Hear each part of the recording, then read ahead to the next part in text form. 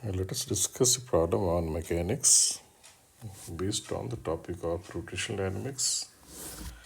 In this problem, it is mentioned that there is a thread which is passing around the pulley, and thread is light and inextensible. ये पुली है और इसके around एक thread पास हो रहा है. Thread is light and inaccessible. The pulley has radius r and mass n times mass m of the block hanging at the lower end.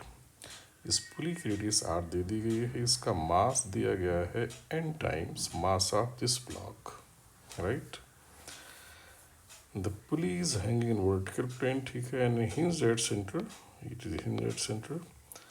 The lower end of the right portion of thread is pull down with certain force p. Right portion of thread यानी ये हुआ, इसको नीचे की ओर certain force p से pull करते हैं. As result the tension in the left portion of thread is 0.75 p. जब इसको पुल करते हैं तो यहाँ पे टेंशन 0.75 p आता है, राइट. और ये भी दिखा जा रहा है कि इस मास m rises with acceleration 2g. तो इसको p फोर्स लगाने पर यहाँ फोर्स आ जाता है 0.75 p. इसका ऊपर एक्सेलरेशन मिल रहा है कितना, 2g. मास इसका n टाइम्स m है, रेडियस r है, ये सब दिया हुआ है. और एक चीज़ दी गई important, there is no slipping between the thread and the pulley. That means thread जो है पुली पर स्लिप नहीं कर रहा है. In the context of this problem answer following 3 question. इस जो इंफॉर्मेशन बेस्ड दे दी गई है उस पर ही बेस्ड 3 प्रॉब्लम है. We have to answer by selecting one choice against this answer. इसमें जो की कॉन्सेप्ट है, एक तो ये पहली थोड़ी अनकॉमन चीज़ है कि यहाँ टेंशन P है और यहाँ 0.75 P. ऐसा तब होता है when pulley has some mass and it has some angular acceleration. क्यों? क्योंकि पुली में अगर मास और एंगुलर एक्सेलरेशन है तो इसके राउंड एक टॉर्क होना चाहिए आई अल्फा की इक्वल. और वो टॉर्क अगर एग्जिस्ट करना है तो दोनों तरफ से ये फोर्सेस डिफरेंट होनी चाहिए, इसीलिए यहाँ टेंशन डिफरेंट है पी से, राइट. और दूसरी कंडीशन क्या होगी, या इस पर न्यूटन सेकंड लॉ हम लगा सकते हैं और यहाँ भी टॉर्क उल्टो आई अल्फा लगा देंगे. इन्हीं दोनों से ये सारी प्रॉब्लम तीनों आ जाएंगी. तो जो ब्लॉक का फ्री बॉडी डायग्राम और पुली का फ्री बॉडी डायग्राम बना लिया जाए. पुली ब्लॉक में एक सिंपल सा रिजल्ट आ जाएगा, T minus M G equal to M A. Newton second law को डायरेक्शन लगाएं तो T फाइनली लिख सकते हैं एम जी प्लस जे की वैल्यू डाल दिया, T आ जाएगा 3mg, राइट. और ये T दिया गया है इसका 0.75 टाइम्स, यानी 0.75 P हो गया 3mg. तो P की वैल्यू आ जाएगी 4mg. तो पहले पार्ट का आंसर हो गया 4mg. So answer will be A. पहले का आंसर ए हो जाएगा. और सेकंड क्वेश्चन में कहा गया है कि अगर n की वैल्यू 2 है, यानी इसका जो मास है पुली का इसके 2 टाइम्स है, यानी 2m है, तो उस कंडीशन में विद अदर डेटा और डेटा को यूज़ करते हुए बताना है कि इसका रेडियस ऑफ जायरेशन क्या है अबाउट सेंटर. और रेडियस ऑफ जायरेशन ध्यान आना चाहिए कि अगर कहीं भी I को लिखा जाए mk², mass of the body into k², then k is called radius of gyration about that axis. अब इसका मास है n टाइम्स m, तो सेंटर के अबाउट इसके I को लिखा जाएगा nm इंटू k², जहाँ k इसका रेडियस ऑफ जायरेशन होगा अबाउट सेंटर, राइट. ये पॉइंट ध्यान रखना है. तो जब भी I यूज़ करेंगे पुली का, ये यूज़ करेंगे nm इंटू k², वहाँ से k और n में रिलेशन आ जाएगा. तो पुली का फ्री बॉडी डायग्राम देखा जाए तो कुछ ऐसा दिखेगा, राइट साइड ये. और इसमें स्लिपिंग नहीं दी गई है, पुली और थ्रेड में स्लिपिंग नहीं है, यानी थ्रेड का जो एक्सेलरेशन ऐसे होगा वो पुली का टेंजेंशियल हो जाएगा, वो हो गया 2g. तो जो पुली का टेंजेंशियल एक्सेलरेशन होता है वो होता है radius into alpha, and alpha is angular acceleration. तो हमें इसका अल्फा मिलेगा क्योंकि हमें इसका टेंजेंशियल एक्सेलरेशन पता है, ये 2g। स्लिपिंग अगर होती तब फिर हमें अल्फा ना मिल पाता। तो स्लिपिंग नहीं दी गई है, दैट मीन्स पुली का सरफेस उसी एक्सेलरेशन से घूम रहा है टेंजेंशियली जिससे ये थ्रेड चल रहा है।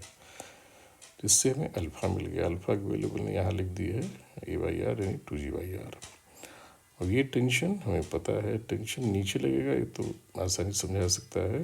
टेंशन हमेशा थ्रेड की तरफ लगता है, ये ध्यान रखना चाहिए। जिधर थ्रेड प्रोग्रेस करेगा, जिस ऑब्जेक्ट्स के रिस्पेक्ट उस थ्रेड को दिखाएंगे, ऑब्जेक्ट पर फोर्स थ्रेड के अलांग होगा towards the thread. If there is tension, और टेंशन ही लगा सकता है थ्रेड, राइट। तो टी हमें पता है, पहले निकाल लिया था लोगों ने 3 mg, और पी आ चुका था 4 mg, उसको यहाँ रिप्लेस। और अच्छा, फिर इस पर लगाएंगे torque equal to I alpha. Torque clockwise होना चाहिए क्योंकि अल्फा क्लॉकवाइज आएगा। क्यों क्लॉकवाइज आएगा? क्योंकि एक्सेलरेशन इसमें ऐसे है ऊपर की ओर, तो तभी पॉसिबल है जब अल्फा क्लॉकवाइज हो। तो ये सारी वैल्यूज प्लेस कर दे, पी, टी और अल्फा यहाँ से, राइट। तो और आई को लिख दें nm_k²। तो इस इक्वेशन से सारी वैल्यू प्लेस करके कुछ ऐसा आ जाएगा। फाइनली यहाँ से एक रिलेशन आ जाएगा nk² इक्वल टू r²/2। तो सेकेंड पार्ट में दिया गया क्वेश्चन के n इक्वल टू 2, उस केस में k पूछा गया है, तो k आ जाएगा r/2। थर्ड क्वेश्चन में k दे दिया गया है, k दे दिया गया है कितना, r/√2। तो r/√2 प्लेस करेंगे तो n की वैल्यू आ जाएगी 1। तो सेकंड क्वेश्चन का आंसर हो जाएगा सी, और थर्ड क्वेश्चन का आंसर हो जाएगा बी, राइट। और पहले का ऑब्वियसली ए था। तो इसी पर बेस्ड, सेम कॉन्सेप्ट पर बेस्ड एक अनसॉल्व प्रॉब्लम मैं दे रहा हूँ। So try and check your concept. It's slightly not exactly same, slightly different, but it also uses same concept. इसमें वही concept यूज होंगे। इसमें क्या दिया है कि ये एक स्मूथ हॉरिजॉन्टल ग्राउंड है। स्मूथ हॉरिजॉन्टल ग्राउंड, इस पर एक ब्लॉक भी सपोर्टेड है जिसका मास m है। इस ब्लॉक से थ्रेड पास हो रहा है। Thread is as usual light and inextensible. ये पुली से पास हो रहा है। पुली में कुछ मास है, कुछ मतलब इसमें कुछ आई है, इसका अमाउंट ऑफ इनर्शिया कुछ है। दूसरी पे क्वेश्चन आ गई है, और ये पार्ट वर्टिकल है। ये मास भी m है, ये ब्लॉक दोनों मास सेम है। अब इसको अलाउ कर दिया गया गिरने के लिए। कब? जब ये टाइट थे। These are allowed to move under tight condition of the thread. On allowing the motion, the blocks move with some acceleration. Acceleration कुछ है वो दिया नहीं है। Pulley has some mass, हुआ मैंने पहले बता दी, and it radius is r, and it is pivoted at center. आगे इंफॉर्मेशन दी गई है। Further information is that if the tension in the vertical portion of thread, इस वर्टिकल पोर्शन में जो टेंशन है is 3 times the tension in the horizontal part. यहाँ का जो टेंशन है वो इससे 3 times है, इस पार्ट में टेंशन से। Then find acceleration of block A, इसका एक्सेलेरेशन क्या होगा ये बताना है। And moment of inertia of the pulley about the axis of rotation क्या है ये भी बताना है, राइट। आंसर्स हमेशा गिवन क्वांटिटीज के टर्म्स में होना चाहिए। से आई जो होगा वो m पता है, m और रेडियस इसकी दी गई, m और r के टर्म्स में आ सकता है, और एक्सेलरेशन ऑब्वियसली g के टर्म्स में आएगा। आंसर ये आना चाहिए, g/4 इन ब्लॉक्स के एक्सेलरेशन होंगे, और पुली का इस हिंज पॉइंट के अबाउट यानी सेंटर के अबाउट आई आना चाहिए 2mr², राइट। तो चेक योर कैलकुलेशन।